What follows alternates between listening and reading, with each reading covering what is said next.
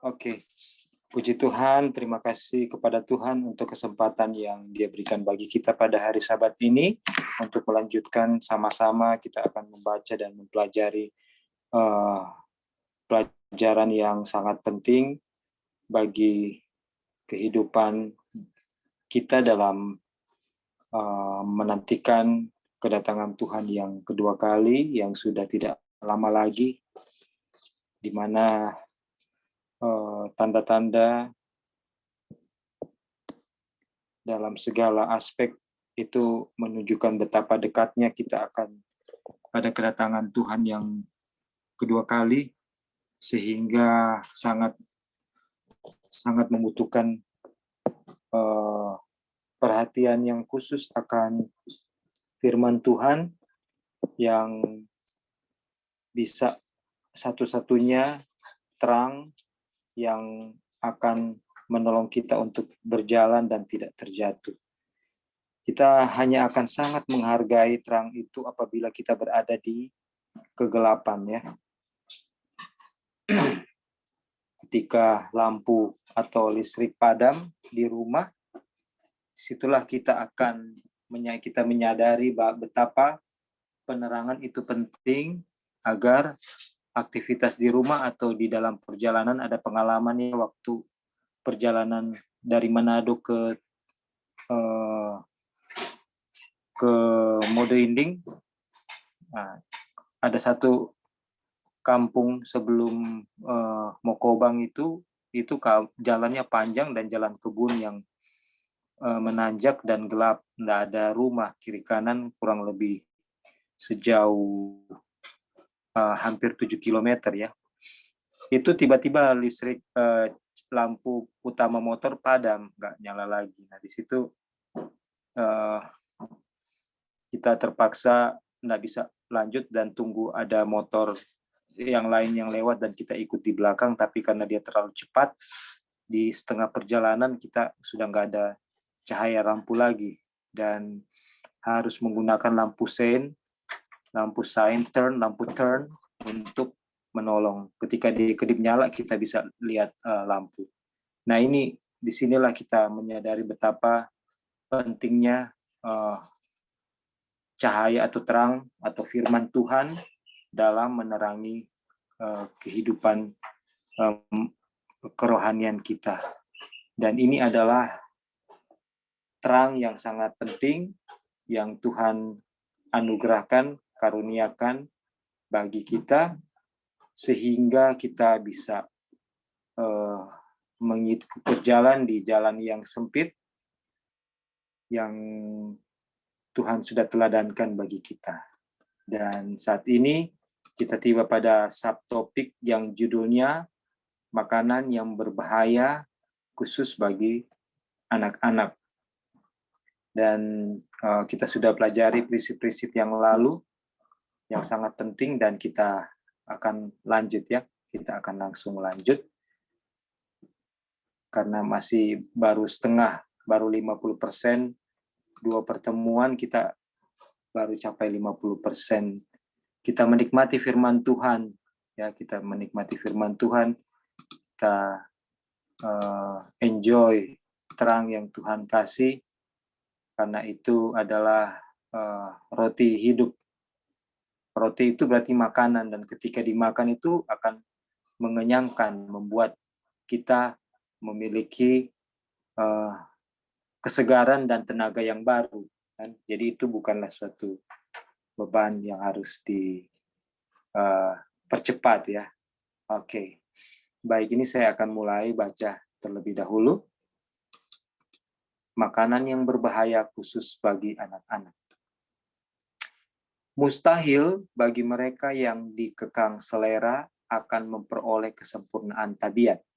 Jadi kekang itu terdapat pada binatang, ya, yang dibuat oleh manusia supaya oleh kekang ini maka binatang itu bisa dikendalikan.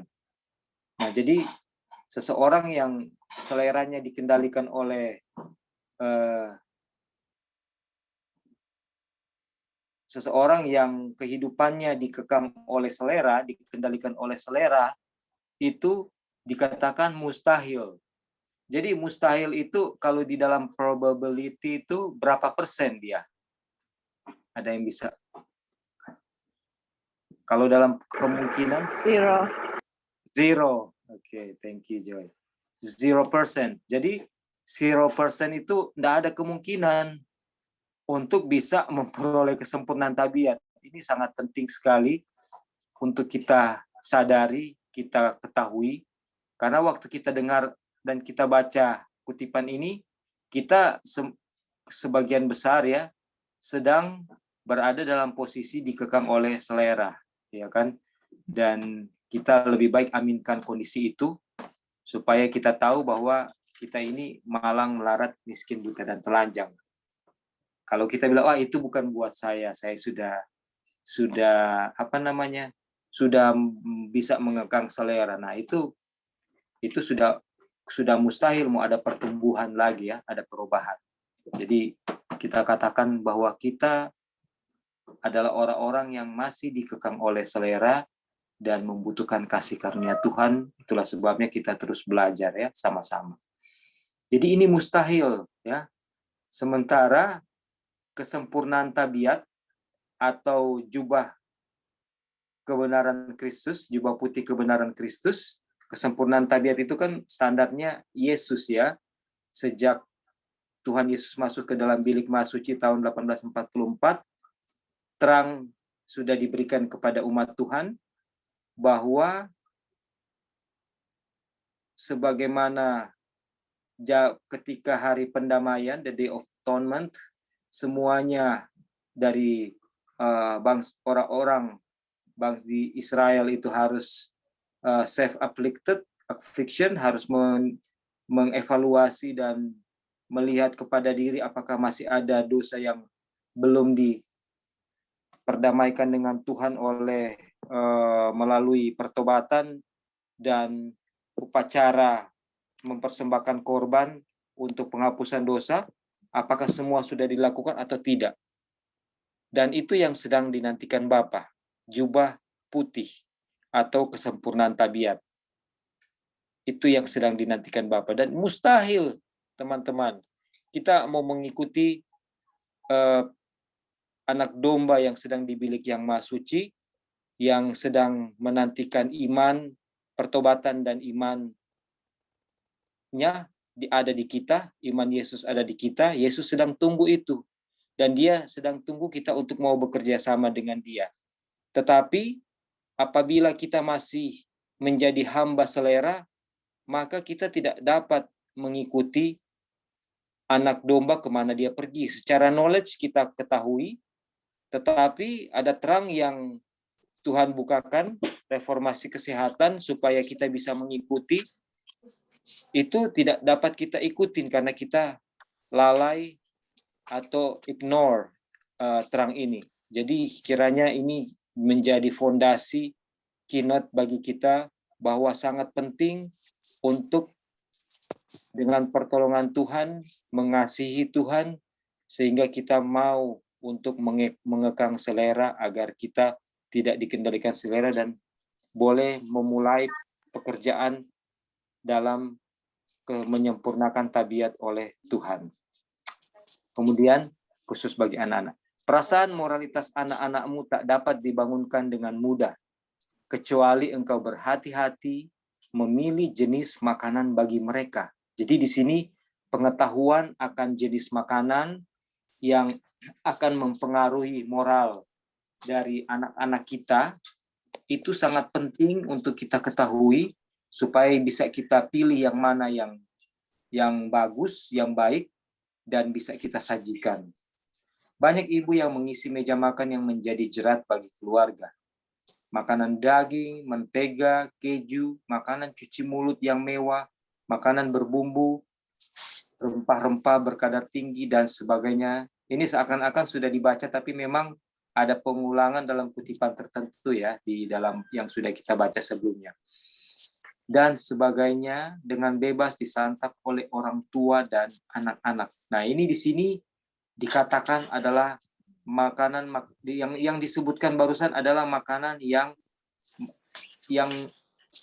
akan menghancurkan moral daripada kita dan anak kita ya, yaitu makanan daging, mentega, keju, makanan cuci mulut yang mewah, artinya yang sudah sangat diproses ya, dan ingredients-nya juga sudah banyak bumbu dan yang lain-lain. Kemudian makanan berbumbu, rempah-rempah berkadar tinggi, dan sebagainya. Inilah yang harus kita blacklist ya, harus di blacklist di meja makan kita.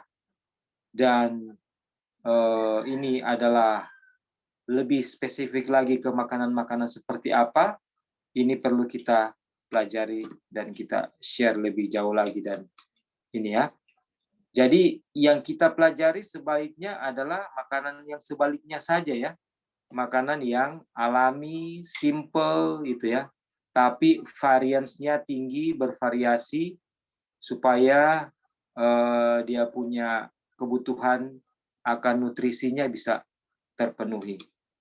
Oke. Bahan makanan ini menghambat pencernaan, menegangkan saraf, dan melemahkan otak. Aduh. Ini ya, bayangkan saudara-saudara, di dalam bahan makanan saja ini sangat erat dengan apa? Dengan ingredients atau material-material, unsur-unsur yang berbahaya. Apa akibat dari makanan-makanan tadi adalah menghambat pencernaan, menegangkan saraf, dan melemahkan otak. Jadi ketika pencernaan kita terhambat, itu maka pencernaan, organ pencernaan akan bekerja keras, lembur ya. Dia lembur. Dia atau ketika dia mengalami sakit, terjadi ada gas yang tinggi di situ, organ pencernaan juga dirangsang oleh bumbu-bumbu yang tinggi, kemudian lemak-lemak itu dia menempel di di tubuh, di bagian dalam organ pencernaan. Nah, itu semua membutuhkan kerja keras dari organ pencernaan untuk apa? Menetralisir itu, kemudian mengolahnya, meresap untuk meresap ya, mengambil nutrisi yang penting situ perlu kerja keras. Dan ini akan memakan tenaga inti ya. Tenaga inti yang ada di kita. Apalagi kalau makanan-makanan ini disajikan dalam dingin ya, dalam temperatur yang dingin, maka sangat memakan tenaga inti. Tenaga inti ini adalah tenaga vital power ini adalah Tuhan sudah berikan kepada setiap orang sejak dia lahir. Jadi ketika seseorang lahir, vital power ini sudah diberikan. Dan kalau dia diboros-boroskan, maka hasilnya adalah walaupun tubuh kita sehat, kita akan usia kita akan semakin diperpendek ya, vital power. Jadi banyak orang yang hidup sehat di pegunungan ya, ada di mana ya, di India atau di mana itu ya. Itu mereka meninggal bukan karena sakit, tapi karena vital power-nya memang sudah habis. Daya hidupnya sudah habis, kayak kendaraan atau alat itu sudah kehabisan baterai. Jadi dia akhirnya tertidur dan meninggal. Nah, ini vital power ini Tuhan kasih, dan kalau diboros-boroskan itu akan apa? Akan memperpendek umur. Dan juga ketika itu diboroskan dalam satu hari, misalnya, dia akan membuat otak kekurangan tenaga dan akan menjadi lemah untuk menyerap sari-sari untuk menyerap pengertian ya dalam mengolah informasi, sehingga keputusan-keputusan yang diambil menjadi lemah dan tubuh tidak bisa merespons dengan baik. Kita tahu belok kanan berbahaya, tapi kita akan mudah untuk belok kanan, tidak ada kekuatan untuk mencegahnya. Nah, ini adalah hasil daripada makanan yang tidak baik. Kemudian bahan makanan ini, lemak yang ada dalam makanan menyulitkan pencernaan. Yang tadi ya, pengaruh keju membahayakan. Kita sudah tahu ya, ada penelitian bahwa kalau keju sudah masuk ke dalam tubuh, itu sangat sulit untuk dikeluarkan. Itu akan tetap di dalam tubuh ya. Jadi sangat berbahaya. Kemudian roti yang terbuat dari tepung halus tidak merawat tubuh seperti tepung kasar. Ini kalau terus terang ya, di Indonesia kita ini jarang kita melihat roti atau kue yang terbuat dari tepung gandum yang kasar ya. Kebanyakan tepung putih halus. Nah, inilah ternyata sangat berbahaya ya. Sangat berbahaya dan tidak menolong tubuh berada dalam kondisi puncak. Makanan seperti itu tidak memelihara tubuh dalam kondisi puncak. Rempah-rempah mengganggu lapisan halus dari lambung, tetapi akhirnya merusak kepekaan lapisan yang halus ini. Darah mendidih, sifat kebinatangan dibangkitkan, sedangkan kuasa moral dan mental dilemahkan. Akhirnya orang itu menjadi hamba nafsu yang tak terkendalikan. Sang ibu harus mempelajari bagaimana caranya menyajikan makanan sederhana namun bergizi kepada anggota keluarganya. Nah, di sini kita lihat peranan daripada rempah-rempah yang akan membuat kepekaan itu berkurang, dan perut atau lambung adalah otak kedua ya. Ketika dia kepekaannya berkurang, maka kepekaan otak juga akan berkurang.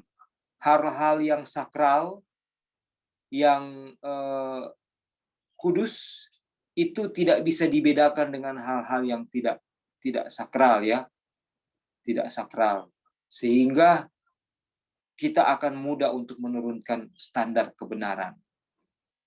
Menjadi sifat kebinatangan dibangkitkan dan kuasa moral dilemahkan. Akhirnya orang itu menjadi hamba nafsu yang tak terkendalikan. Jadi kalau kita mau lihat itu rempah-rempah ini mungkin ada nanti ya teman-teman yang boleh lebih spesifikasi rempah-rempah itu yang bagaimana itu ya. Yang di sini apakah itu termasuk misalnya pala yang ditaruh di ini, atau merica atau garlic atau apapun itu ya, boleh tolong dibantu di specify apa saja, atau apakah ini artinya dia punya porsinya yang harus moderate, sangat secukupnya saja, sangat pas-pasan saja untuk yang tertentu, tapi ada yang memang sama sekali tidak bisa. Nah, ini mungkin boleh dibantu ya, supaya kita mengerti apa konteks daripada rempah-rempah di sini. Oke, mungkin ada yang boleh menambahkan untuk rempah-rempah ini ya, dia punya karakteristik atau spesifikasinya. Oke, ada yang boleh memberikan tambahan atau komentar? Halo Roy. Iya, silakan. Memang ini ya ini makanan kami dulu ya, beginilah, yang cuci mulut, yang makanan segala macam tadi yang di atas itu makanan kami, nggak usah anak-anak, orang tua juga udah semua, karena memang kita nggak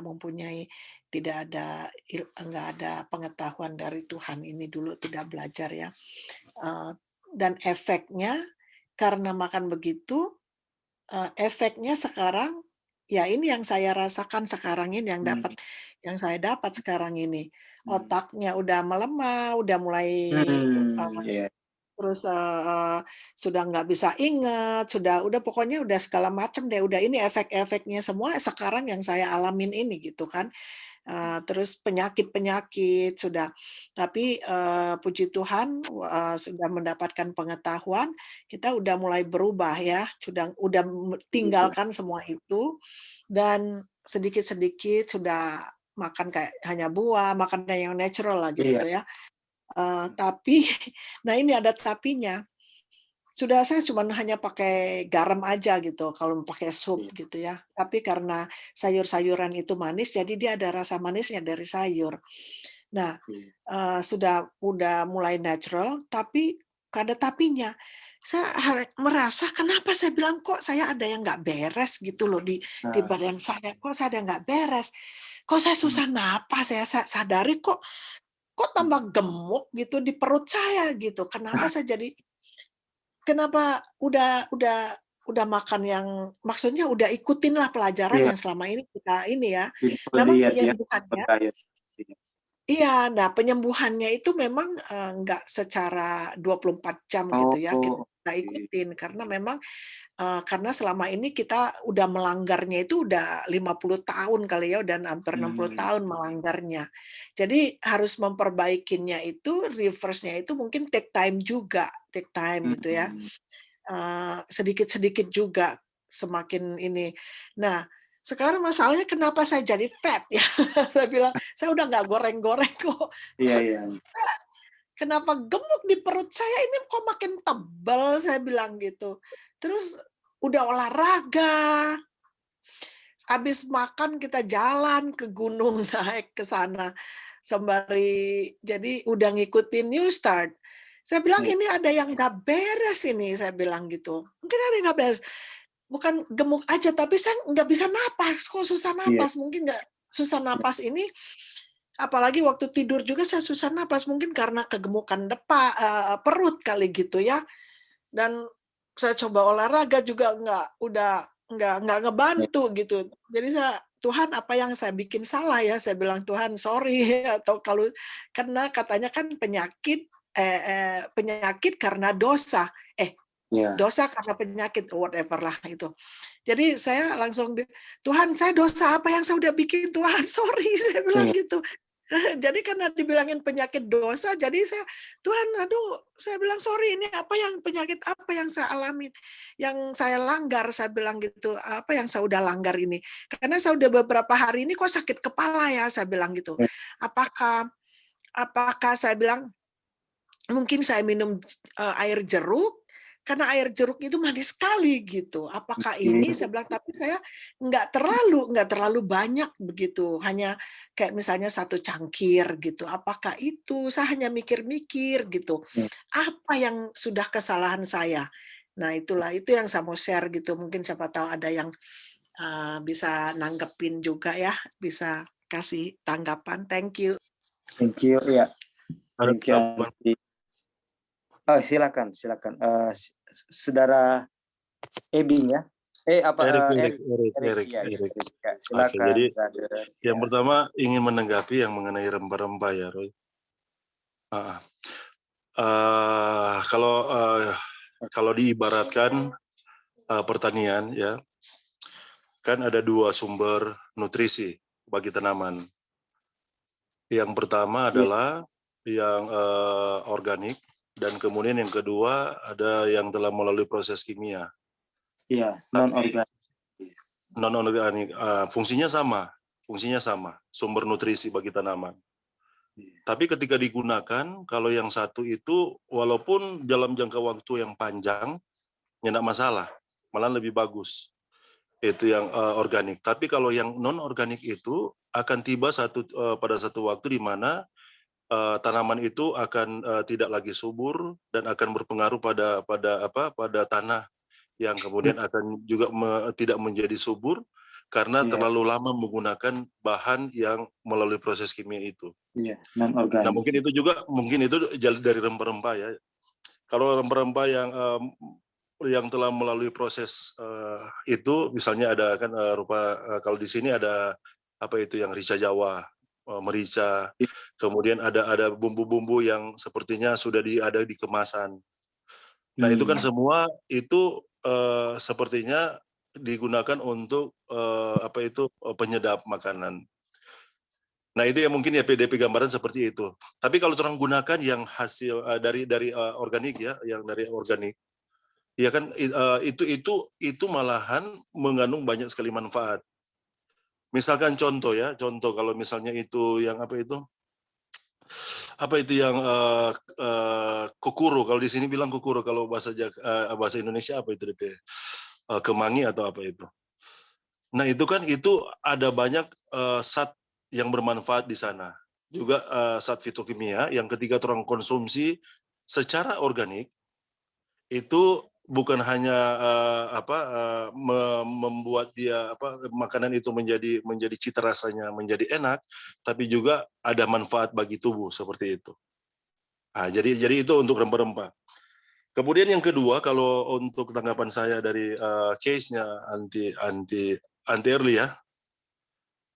Iya. Jadi ada aktivitas, ada dua sumber yang melemahkan terampai fungsi tubuh.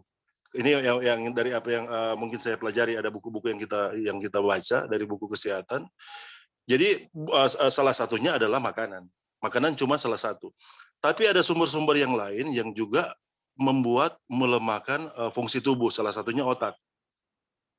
Nah, ada satu aktivitas yang mungkin yang menyebabkan fungsi otak itu dia menurun, itu aktivitas misalnya yang dalam tekanan,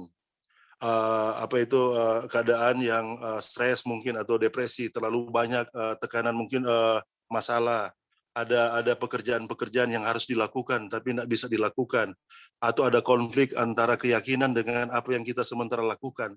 Nah, itu juga bisa menyebabkan fungsi atau kemampuan otak itu bisa menurun. Tapi memang kita melihat kalau memang dia dari masalahnya bagaimana menanganinya, kalau memang masalahnya itu dari pola makan yang salah, ya kita akan menyelesaikan dengan itu. Tapi kalau sudah selesaikan pola makan yang salah itu sudah diselesaikan, tapi dia masih tetap sama, nah berarti perlu ada cara yang lain yang harus menyelesaikan itu. Kalau misalnya dia softwarenya bukan hardwarenya, softwarenya itu kan mainnya itu yang bermasalah, ya mungkin itu penyelesaiannya harus di wilayah itu. Dan memang kenapa kita rindu untuk kembali penyelesaian masalah tekanan seperti itu ke pekabaran. Jadi memang ini sepertinya pekabaran pembenaran oleh iman yang benar 1888 itu adalah sumber kekuatan yang akan sepertinya kalau itu masalahnya dari sana ya, mengembalikan fungsi otak khususnya mind kita itu ke keadaan ya setidaknya yang lebih baik lah. Kalaupun dia tidak akan kembali ke performance yang sewaktu muda, dia akan kembali ke keadaan yang lebih baik. Dan memang ada beberapa sumber yang menjelaskan kan pemikiran-pemikiran yang sepertinya ada kedamaian. Nah, di sana bukan hanya fungsi otak ya, fungsi tubuh yang lain juga akan berfungsi baik. Nah, di salah satu sisi ketika orang berada dalam keadaan demikian, ada juga riset atau penelitian yang menjelaskan bahwa kalau orang main dalam keadaan tertekan, dalam keadaan stres, makanan sebergizi apapun yang kita makan, bahkan itu ada enzim yang akan muncul yang pada akhirnya akan menyebabkan makanan yang bergizi itu malah menjadi racun yang tidak baik untuk tubuh. Jadi memang dua penanganan itu yang kita pikir harus menjadi cara untuk mengembalikan mungkin performa fungsi otak. Yang pertama kalau dari makanan ya selesaikan melalui itu, tapi kalau dari tekanan memang tidak ada cara lain selain kasih Kristus yang akan mengubahkan melalui pekabaran pembenaran oleh iman yang memberikan orang kelegaan, mungkin seperti itu. Oke, itu saja Roy tanggapannya. Terima kasih. Terima kasih Brother Erik. Iya, terima kasih untuk tambahannya. Jadi memang betul ya bahwa istilahnya suatu kebiasaan yang kita semua punya experience ya. Ini kita share, kita semua masing-masing punya experience. Karena kekurangan hikmat sehingga umat Tuhan binasa kan, kita alami itu ya. Even saat ini pun kita percaya bahwa kita masih kurang experience dan masih terus terus belajar ya. Nah, jadi suatu kebiasaan yang tidak baik yang sudah kita treat kepada tubuh kita ini sudah memberikan menyakitkan dan sudah ada yang mengakibatkan kerusakan yang ada yang mungkin sudah permanen ya, walaupun masih nggak 100%, ada yang semi permanen which is masih repairable ya, repairable. Dan akhirnya kita masih bisa dengan pertolongan Tuhan dioptimalkan ya. Dan memang tadi sudah disebutkan oleh Brother Eric bahwa yang harus disembuhkan itu secara physically, dan ketika fisik sudah sehat, sementara fisik itu sehat, terapinya juga harus jalan ya, otak ya, yaitu melalui pekabaran 3 malaikat ya. Pekabaran 3 malaikat. Di mana malaikat ketiga itu juga akan berisi malaikat pertama dan kedua. Dan itulah yang akan memberikan kita apa? Rest ya.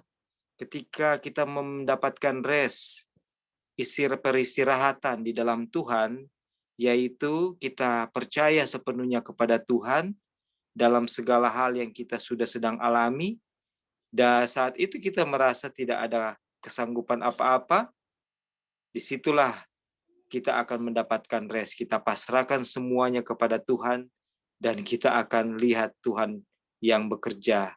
Apapun yang terjadi, kita percaya bahwa Tuhanlah yang merancangkan segala sesuatu dalam kehidupan kita, dan rancangannya itu adalah rancangan damai sejahtera dalam konteks untuk keselamatan kita.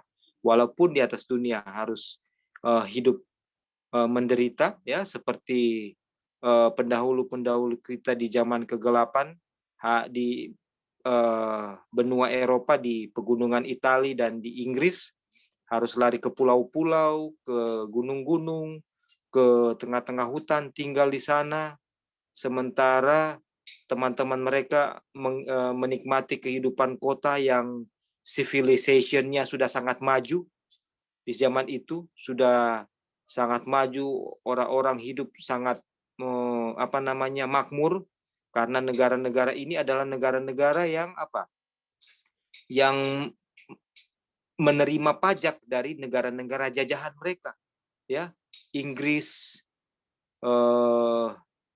Italia, negara-negara Eropa itu rata-rata negara yang memiliki jajahan. Jadi mereka bukan hanya hidup dari penghasilan di teritorial mereka, tapi dari teritorial negara lain yang mereka jajah, itu mereka mendapatkan apa? Berlimpah-limpah sumber daya. Jadi kehidupannya sangat-sangat sejahtera. Nah, sementara umat Tuhan harus lari ke ke gunung-gunung ya, ke bukit-bukit batu, harus bertanam di tempat-tempat yang tidak subur, tapi mereka justru mereka itu memiliki tubuh yang sehat, produktivitasnya tinggi, berbahagia karena hasil yang mereka tanam bisa mereka nikmatin. Nah, inilah yang harus kita terapi yang kita butuhkan ya. Itulah kalau kita mau tambahkan atau mau ini dari saudara Eric ya. Dan kalau dari saya sendiri juga ada alamin pengalaman bagaimana kita ketika sudah dietnya sudah dirubah ya dengan pertolongan Tuhan, justru porsi yang kita makan itu harus dikurangin. Dan mungkin juga, tapi berbeda-beda ya, mungkin anti-early sudah dikurangin juga, tapi mungkin karena perempuan juga biasanya metabolismenya lebih lambat. Nah, ini metabolisme, kalau dulu kan junk food itu makanan yang cuma numpang lewat ya, numpang lewat. Dia malahan meninggalkan residu-residu yang berbahaya, sementara nutrisinya tidak ada di dalamnya. Jadi dia lewat. Nah, tubuh sudah terbiasa dengan proses ini, yang mana spesimen yang masuk banyak, tapi yang diserap sedikit karena terhalang oleh lemak, oleh margarin, dan dia punya organ yang meresap sari-sari makanan juga tidak bekerja dengan baik karena terhalang ya, dan tidak bekerja dengan baik, kelelahan, terlalu dipakai, enggak ada istirahatnya. Nah, begitu kita sekarang dietnya dirubah dengan yang sehat, perlahan-lahan organ pencernaan semakin baik, maka makanan yang sedikit saja itu langsung terserap semua. Jadi walaupun makanannya sama atau sudah dikurangin, itu langsung terasa dia punya efek bagi tubuh. Langsung kenyang ya, dan kenyangnya lama. Nah, seperti itu. Dan kenapa kalau mau dilihat kenapa tubuh selain daya serap sudah semakin baik, yang kedua adalah metabolisme ya. Kalau metabolisme seseorang itu lambat, dia makan sedikit saja dia akan cepat gemuk. Tapi kalau seseorang metabolismenya cepat, biar dia makan banyak, itu orang Manado bilang ususnya pendek, kayak cuma numpang lewat saja langsung keluar, nggak banyak yang hinggap di tubuh untuk berguna. Tapi itu salah satunya dipengaruhi oleh metabolisme. Metabolisme ini kayak mobil itu dia punya setelan waktu mesin dipasang, RPM-nya, rotation per menitnya daripada mesin itu, kalau metabolisme tinggi, RPM-nya tinggi. Jadi walaupun cuman kita mobil parkir, kita nyalain, bensinnya lebih cepat habis. Dia punya fuel ya, dia punya fuel.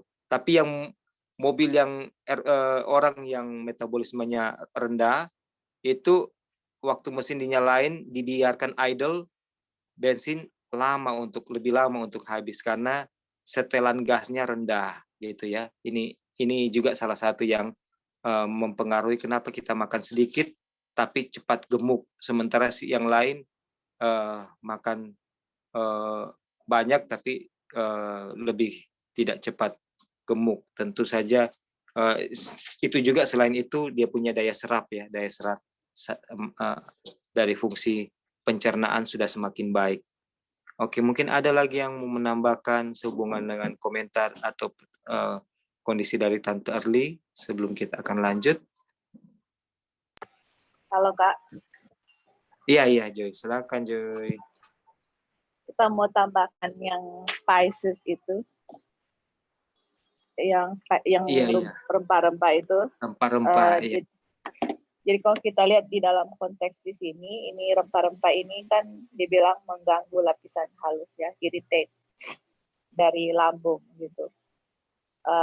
Jadi mungkin kalau bahasa Indonesia dia punya translate-nya susah untuk cari kata yang bagus, karena kalau kita berbicara rempah-rempah dalam bahasa Indonesia kan banyak sekali ya, kayak kunyit, tadi yang Erik bilang kokuru, macam-macam lah di Indonesia, apalagi di Manado.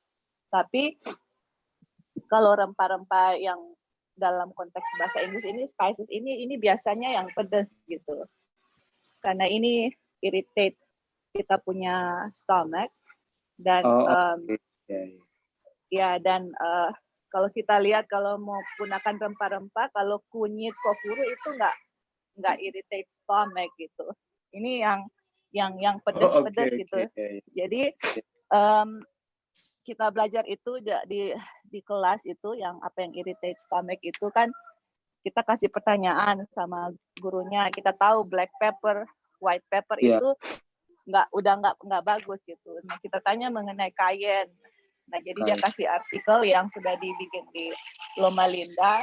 Mereka study mengenai cayenne pepper untuk lihat apakah itu irritate stomach. Mereka bikin studinya kepada anjing ya gitu.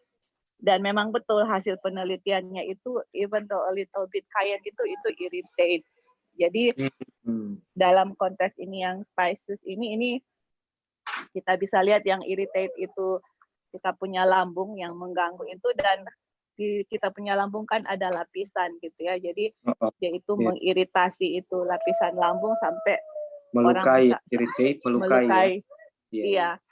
Orang bisa kena sakit mah, lambung, dan kalau orang konsum itu terlalu banyak spicy makanan-makanan pedas, kalau kita lihat di hasil mereka di apa itu kayak kasih masuk alat di dalam itu untuk lihat dia punya usus, itu dia punya hasil itu mirip, iya. Indioskop atau endioskop atau Kolonoskopi kalau nggak salah ya.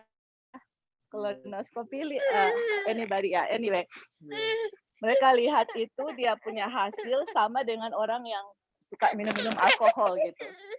Oh wow. Itu result orang yang suka, dan itu kebanyakan orang-orang Meksiko ya, karena orang Meksiko di Amerika itu mereka punya makanan kan yang pedas-pedas, spicy gitu. Apa-apa pakai cabe kayak gitu ya.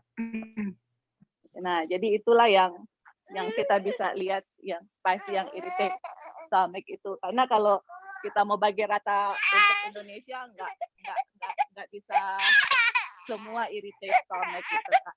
Oke, itu aja tambahan. Thank you. Oke, thank you. Jadi umumnya adalah yang merusak lapisan halus di dalam lambung itu adalah rempah-rempah yang tergolong dari yang spicy ya, yang pedas-pedas seperti cabai gitu ya, apa namanya, dan yang tadi juga ya cayenne seperti itu ya. Jadi terima kasih. Ini adalah makanan atau jenis makanan atau bumbu yang harus dihindari supaya kita memiliki tubuh yang optimal, yang kondisinya puncak, yang akan mendukung fungsi kerja otak untuk bisa bekerja dengan baik dan membedakan mana yang baik, mana yang tidak, mana yang sakral, yang kudus, mana yang tidak ya, yang tidak baik. Semua ini adalah anugerah Tuhan bagi kita, terang ini yang menjadi menolong kita dalam berjalan 68. Oke, apakah Wanda boleh tolong bacakan untuk kutipan yang berikut ini? Dan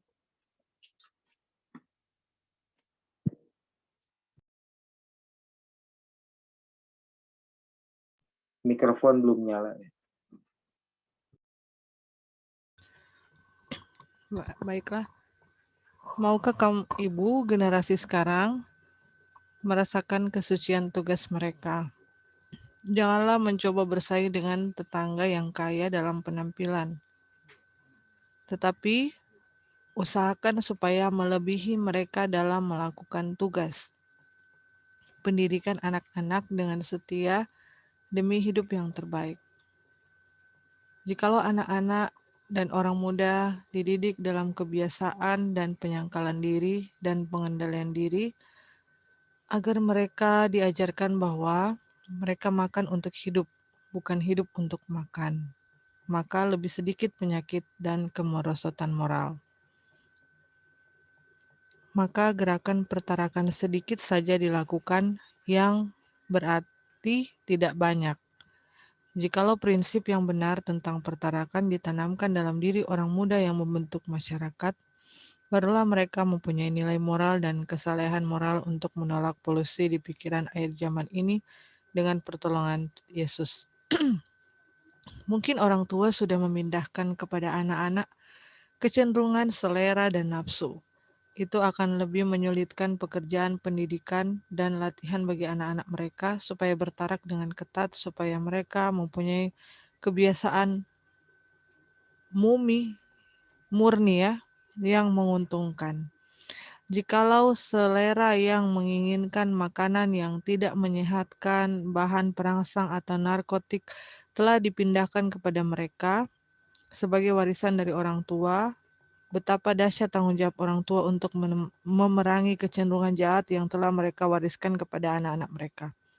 Betapa sungguh-sungguh dan rajin orang tua bekerja melakukan tugasnya dalam iman dan pengharapan bagi turunannya yang malang itu.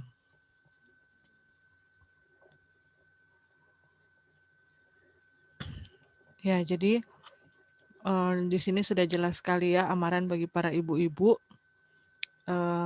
Jadi anak-anak kita itu harus ditanamkan dari kecil, mereka punya kebiasaan, mereka punya gaya hidup, mereka punya apa namanya, diet mereka itu harus ditanamkan dari mereka masih kecil.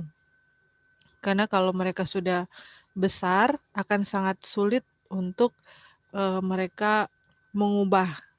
Kita sendiri bisa merasakan ya, kayak Anti Early tadi kesaksian, saya sudah tua, baru istilahnya baru dapat terang, baru mau mulai. Jadi banyak sekali efek-efek yang dirasakan kan. Makanya dari sekarang bukan hanya anak-anak ya, bagi kita semua yang pada saat ini kita dapat terang ini, marilah kita berkomitmen dalam hati kita untuk memulai sesuatu yang baik sesuai dengan prinsip kebenaran, prinsip hukum kesehatan ya. Karena dari anak-anak ini orang tua menanamkan prinsip yang benar, maka mereka ya, jadi semua itu dengan pertolongan Tuhan ya. Karena kita sudah tahu bersama dengan kekuatan kita sendiri kan tidak mungkin itu akan terjadi ya. Harus kita ada benar-benar submission kepada Tuhan, minta pertolongan Tuhan untuk sanggupkan kita lakukan ini semua.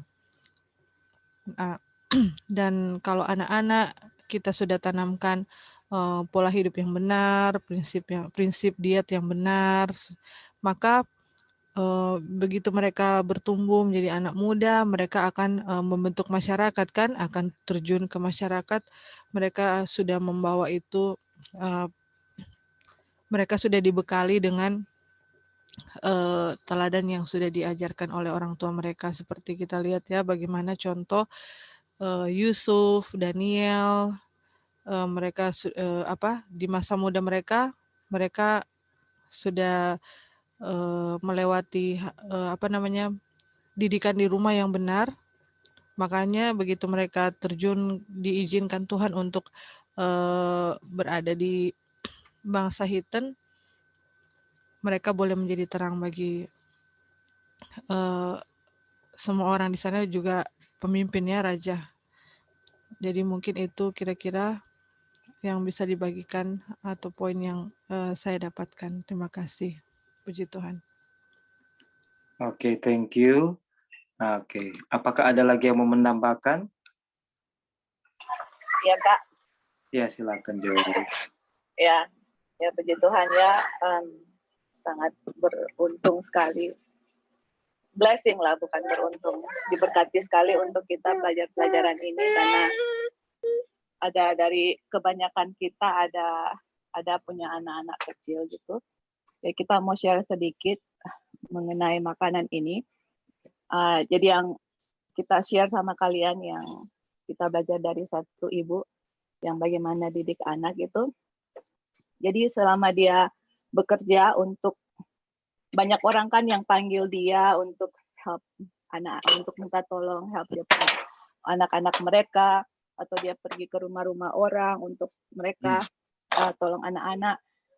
Jadi yang satu yang kita dapat yang sesuai dengan pelajaran ini adalah pertama yang dia harus lihat itu menu makanan anak-anaknya, anak-anak gitu.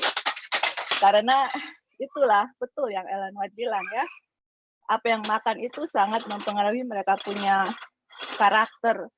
Kalau makan makanannya yang sudah dikatakan tadi oleh Ellen White itu ada dalam menu mereka, ya ibu itu harus kasih tahu, ini nggak bisa kasih misalnya spicy atau cheese atau makanan-makanan yang yang manis-manis gitu, atau gluten. Jadi itu dikasih tahu ke orang tua, dan itu harus disingkirkan gitu. Dan pas makanan-makanan itu disingkirkan, bisa dilihat dalam perubahan attitude-nya anak-anak yang biasanya mungkin orang tua kasih yang manis-manis jadi hyper, sekarang dia jadi jadi lebih calm begitu. Tenang. Lebih tenang. Nah, itu yang pertama. Dan kedua, kan ada anak-anak yang sudah dibiasa makan orang tua yang makanan yang kurang sehat. Nah, sekarang bagaimana pas kita rubah makanannya, mereka nggak mau makan gitu.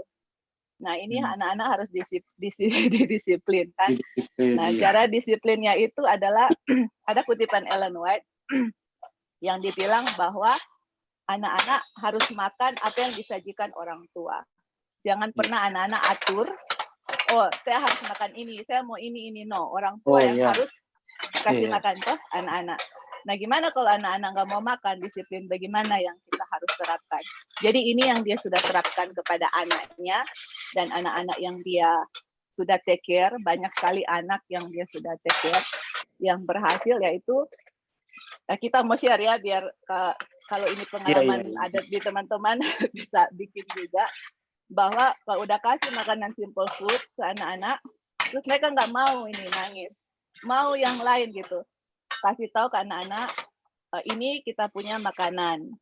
Oke, kalau kamu nggak mau makan, jangan duduk di meja makan. Harus keluar dari meja makan gitu. Dan simpan makanannya for the next day gitu.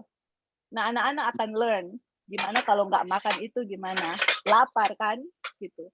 The next day, hari besoknya, give the same food kepada anak itu sampai dia learn bahwa he needs to eat apa yang dikasih orang tua gitu. Jadi apa ya, maksudnya kan mungkin orang tua nggak tega atau apa, tapi kalau kita membiarkan anak kontrol kita, dia akan kontrol kita terus, apa yang dia mau minta harus dikasih gitu. Betul. Nah itu yang kita udah praktekkan ke anak-anak. Basically sebelum kita dapat itu kita sudah mulai coba praktekkan, tapi pas dapat itu kita lebih firm ya, yang mana kalau mereka nggak makan, misalnya ada sayur kan, ini Oren sama Josiah, mereka ada sayur yang mereka suka sekali, ada sayur yang mereka nggak suka gitu. Tapi kita harus suruh maunya harus mereka makan gitu. Nah kalau mereka nggak mau makan itu, kita bilang, oke, kalau kamu nggak makan, harus keluar dari meja makan gitu. Nggak bisa duduk di sini untuk nangis-nangis nggak mau makan apa yang mami kasih. Jadi what they do, they stop crying and they eat. Jadi nggak pernah ada dalam kita so far yang mereka keluar nggak makan terus I have to give the next day, nggak, mereka puji Tuhan makan, dan itu harus diulang-ulang sampai mereka mau makan. Dan satu cara lagi yang terakhir yang ibu ini bikin, bahwa kalau anak-anak gitu suka pilih-pilih makanan, suka bersungut-sungut, bawa mereka ke tempat yang homeless, orang yang nggak makan, anak-anak yang kayak gitu, terus kasih lihat mereka punya kehidupan, they don't have something to eat, mereka begging for food gitu, and yet kamu ada makanan di itu dan kita komplain gitu, we should be thankful to God, kayak gitu-gitu. Jadi mereka learn gitu dari lihat orang lain. Nah itu mungkin salah satu cara-cara yang kita ingin share yang sudah dipraktekkan dan itu berhasil, karena kita bisa menghadapi masalah, udah belajar begini, makanan simpel, terus anak-anak nggak mau makan. Kayak gitu ya, jadi kita harus disiplin anak-anak dan berdoa, karena untuk disiplin anak, jangan harus kadang kita terprovokasi juga. Iya, itu dia. Harus dengan lemah lembut, cara kita harus calm, jangan sampai mereka rasa kita tuh lagi emosi dan marah-marah ke mereka. Kita malah correct, kita mau educate, training mereka, bukan untuk get upset sama mereka gitu. Oke, Kak, thank you, hanya itu yang ditambahkan. Ada tambahan? Iya, silakan. Oke, baik, terima kasih. Kalau kita tertarik dengan statement yang mengenai yang tadi ada statement tentang selera ya, makanan yang sepertinya membangkitkan selera. Tapi sepertinya di sini memang nyanda dijelaskan selera seperti apa. Mungkin masalah terjemahannya. Boleh di yang tadi ada yang selera dan nafsu ya. Mungkin orang tua sudah memindahkan kepada anak-anak kecenderungan selera dan nafsu.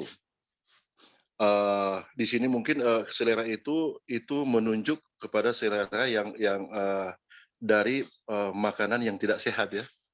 Makanan yang hanya mengenakan, mengenyangkan, enak, mengenyangkan tapi yang tidak sehat. Tidak sehat, betul. Yang tadi yang dikatakan oleh Joy tadi, makanan-makanan yang mungkin mengandung banyak gula, makanan yang mengandung banyak lemak, dan yang lain sebagainya yang tidak sehat. Tapi di sini kita juga perlu sebagai orang tua ini. Tadi Joy jelaskan tadi itu pengalaman-pengalaman yang dibagikan itu. Tapi di satu sisi juga kita perlu menjelaskan atau mendidik anak-anak tentang alasan kenapa kita makan itu dan kenapa kita tidak makan itu. Itu harus dijelaskan. Iya.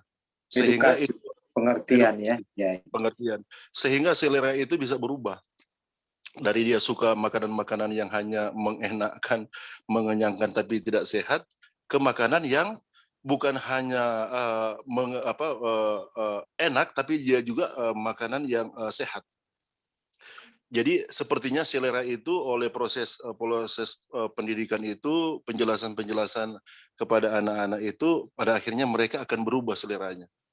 Contoh, kita punya pengalaman dulu, kita ketika coba untuk beralih dari merubah selera selera yang tidak sehat ke selera yang sehat. Kita coba makan yang misalnya tomat mentah atau makanan-makanan yang dari bahan-bahan yang tidak diproses, unprocessed food, ya. Memang pertama bergumul, tapi lama-kelamaan itu bisa jadi, Kita pertama makan daun pepaya, meleleh air mata, tapi kita melihat manfaat yang ada di balik daun pepaya itu. Misal tomat juga kan dia kan rasanya kayaknya pertama waktu makan mantap itu dia rupa anjir begitu atau rasanya enak. Ketika itu pemikiran dididik, kemudian dikuatkan bahwa di tomat itu banyak sekali nutrisi yang baik, juga zat fitokimia yang yang likopet itu. Pada akhirnya selera itu mulai berubah. Jadi selera itu bukan berubah dari suka yang enak tapi tidak menyehatkan ke yang menyehatkan. Dan ketika itu proses jadi, anak-anak lihat, anak-anak kan masih kecil tuh, orang lihat itu Bapak sementara dalam proses itu, dan ketika kita tawarkan ke dorang, ada orang coba.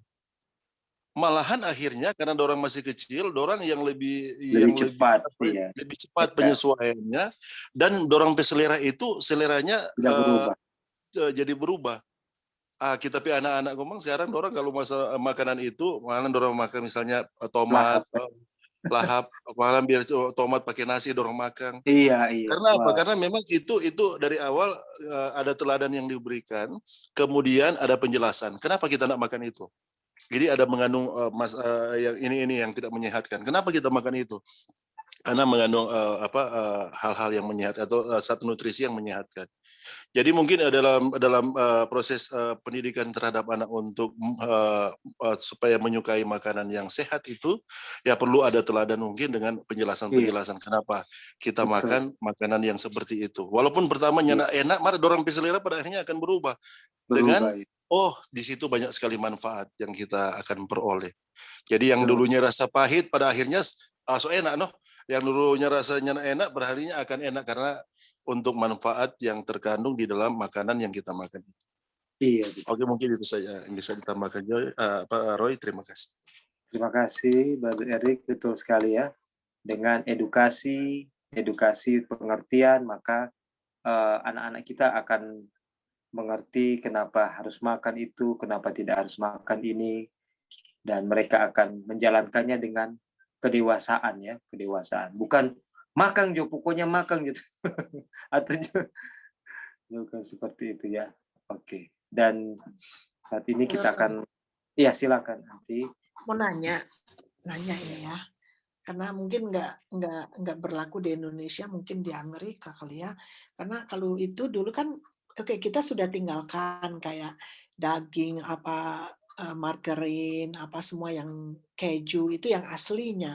Nah kalau di Amerika ini kan mereka banyak yang palsunya, maksudnya bukan yang palsu, yang vegan, yang bukan yang asli, mentega gitu, mentega vegan atau sebangsanya gituan lah, kayak keju vegan gitu.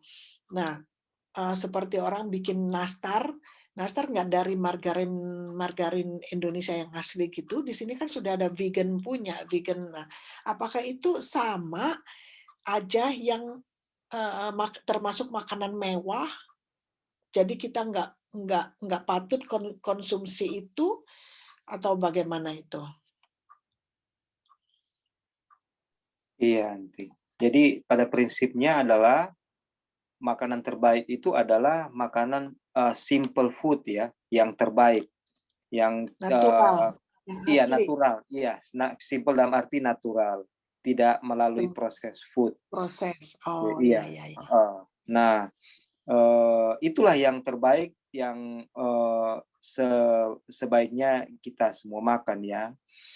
Oke. Nah, dalam kasus misalnya kita memakan makanan yang vegan food, tapi mengikuti style yang sudah ada dari non vegan food, itu tidak karena dia punya bahan baku sudah dari vegan, itu baik ya, sudah baik ya.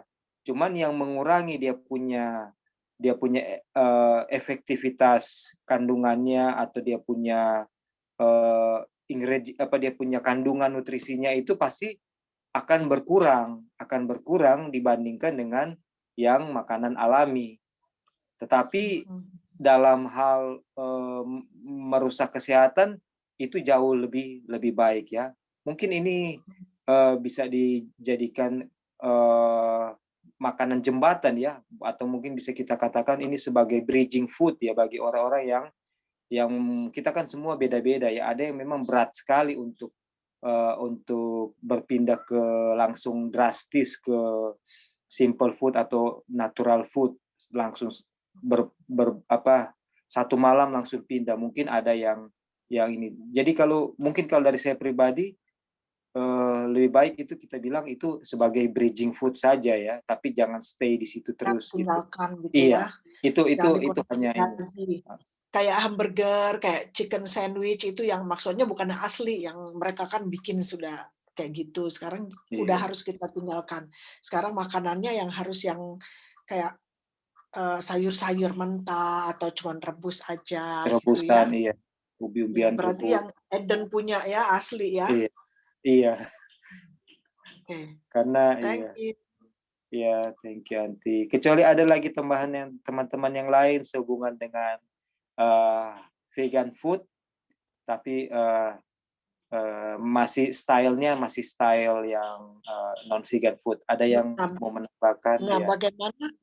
Bagaimana kalau kayak misalnya makanan yang kita olah sendiri, maksudnya bukan yang diproses dari pabrik gitu, yang kita olah sendiri, kayak misalnya onde gitu, itu kan kita proses sendiri, maksudnya kita bikin sendiri kayak onde atau misalnya ketan, misalnya gitu. Nah, apakah itu harus kita tinggalkan juga? Iya, kayak onde kan misalnya, atau makanan dari tepung sagu itu kan memang kayak tepung sagu itu kan tetap harus diolah ya Anti, tapi olahnya kan natural. Orang yang mengolah misalnya contoh dari tepung sagu ya, Tepung ketan itu kan iya, ada yang dari ketan ya, cuma dari ketan yang dibikin tepung kan, tidak ada proses kimiawi di situ. Dan juga sama juga kayak tepung tapioka atau tepung sagu, itu semua proses pengolahan tradisional, itu tanpa ada proses kimiawi di situ. Maksudnya proses kimiawi anorganik ya. Tapi tadi di situ dibilang jangan pakai tepung halus gitu. Oh, tepung halus Tadi, itu tepung halus ini ya, tepung putih yang prosesnya sudah kayaknya itu sudah anorganik, dia punya proses ya, sudah melalui ini kan, dia sudah ada proses pemisahan, dia punya serat-serat sudah hilang kan. Sama di sini juga tepung ketan begitu kan, tepung ketan, tepung sagu apa semua udah lewat proses dia punya ininya pabrik. Kalau di kita di sini contoh tepung sagu itu tradisional, cuman pakai alat-alat tradisional gitu, dan mungkin hasil yang presentasi dari bahan baku yang sama hasilnya lebih kurang. Mungkin ketika sudah dijadikan manufacture proses, mereka sudah ada proses-proses tertentu yang mempercepat. Kayak contoh pembuatan kecap itu seharusnya butuh waktu 5-6 hari sampai jadi kecap yang alami ya, yang melalui proses ini kan alami. Tapi kalau secara fabrikasi itu enggak perlu 1 hari atau 2 hari sudah langsung jadi, dan itu ditambahkan kandungan anorganik di situ. Kimia anorganik ditambahkan sehingga mempercepat proses. Nah, ini yang berbahaya gitu ya. Kecap-kecap juga kita harus Iya. nggak dikonsumsi lagi ya. Iya, itu ada proses. Karena kecap yang kita beli itu kayak ABC apa Bango itu Iya. kan nggak bagus kan. Nggak bagus nanti ya. Betul. Dia 6 hari harusnya, 5-6 hari prosesnya untuk dia jadi bakterisasi atau apa itu untuk dia jadi. Thank you. Ya, mungkin ada lagi yang bisa teman-teman lain bisa menambahkan lebih bahasa sederhana ya. Ada tambahan? Iya, silakan. Oke, jadi yang tadi mengenai apa itu tepung. Jadi kalau misalnya tepung apa tapioka yang dari ubi itu kan, atau dia tepung apa itu yang ada juga yang dari sagu.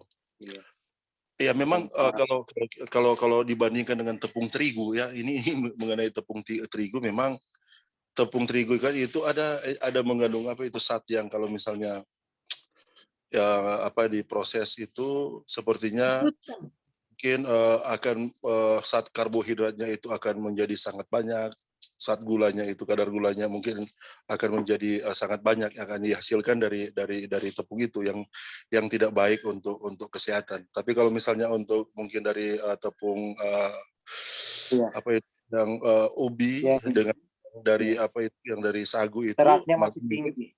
Iya, seratnya tinggi, Kandungan kemudian seratnya tinggi. kadar gulanya yang gula yang tidak baik itu mungkin rendah ya. Sehingga itu enggak masalah kalau misalnya terang bikin bahan cookies dari bahan kue itu atau bahan makanan dari produk tepung yang seperti itu. Iya, betul. Kemudian yang kedua ini mengenai itu apa itu itu yang tadi itu mengenai makanan vegan tapi yang telah diproses. Nah, memang kita melihat yang seperti itu memang banyak kalau di Buddha Materia ya. Ada rumah makan yang dari Buddha Materia itu. Nah, di sana banyak sekali makanan-makanan vegan tapi telah diproses menjadi menarik, bahkan menjadi sangat enak gitu. Iya.